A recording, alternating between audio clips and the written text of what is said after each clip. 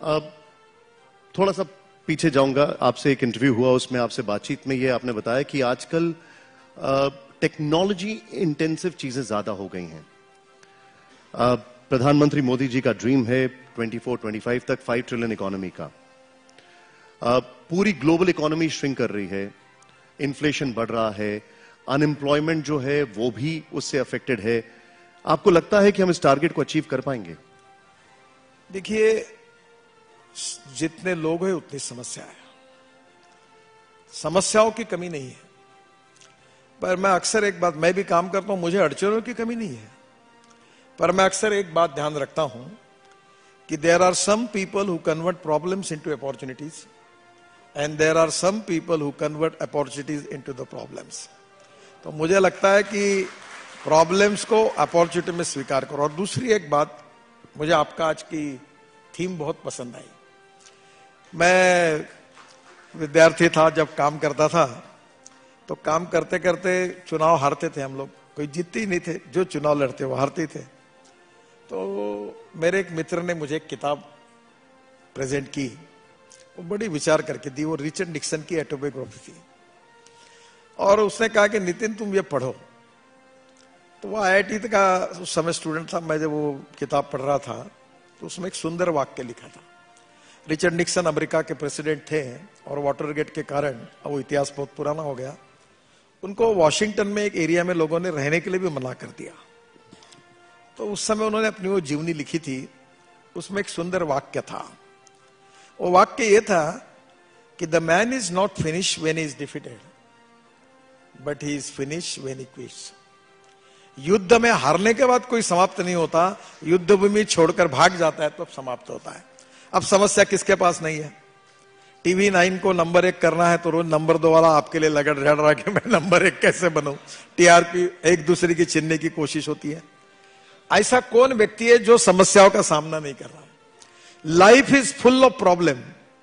तो प्रॉब्लम को न डरते हुए हिम्मत के साथ उसके ऊपर मात करके आगे जाना ही जिंदगी है। जिंदा दिली उसी का नाम है। और इसलिए क्राइसिस होते रहेंगे, समस्याएं बढ़ती रहेगी, हम चलते रहेंगे और आखिरी में हम जीतेंगे और हिंदुस्तान को विश्व गुरु बना के दिखाएंगे। ये हमारी पॉजिटिव इच्छा शक्ति और विश्वास, ये महत्वपूर्ण है। आपने हमारे टॉपिक, एक बात और भूल गया जी कि जैसे इतिहास, संस्कृति, विरासत, मूल्याधिष्ठित जीवन पद्धति, परिवार पद्धति, शिक्षा पद्धति, ये जैसी हमारी स्ट्रेंथ है, आयुर्वेद है, योग विज्ञान है, वैसे इसके साथ 2 चीजों को भी आप आग्रह से जोड़ दो। वो है नॉलेज एज ए पावर।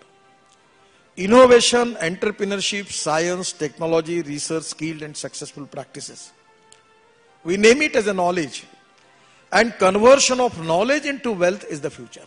तो एक बात यह है कि हम टेक्नोलॉजी सेवी हो और नॉलेज के साथ आगे जाए।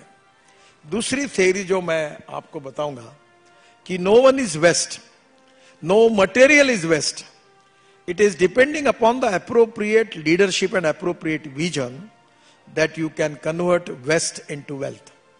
तो ये 2 बातों के आधार पर हमको देश को आगे ले जाना है।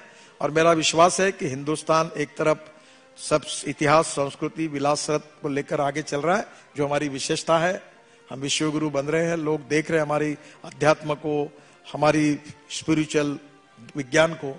और दूसरी ओर हम लोग इलेक्ट्रिक कार बनाएंगे, हम चंद्रयान पर चंद्रयान करेंगे, हम लोग सैटेलाइट छोड़ेंगे, हम लोग नई फ्यूल तैयार करेंगे। अभी वर्ल्ड में झगड़ा क्या है? 3 बातों का है, फूड, फ्यूल एंड फर्टिलाइजर।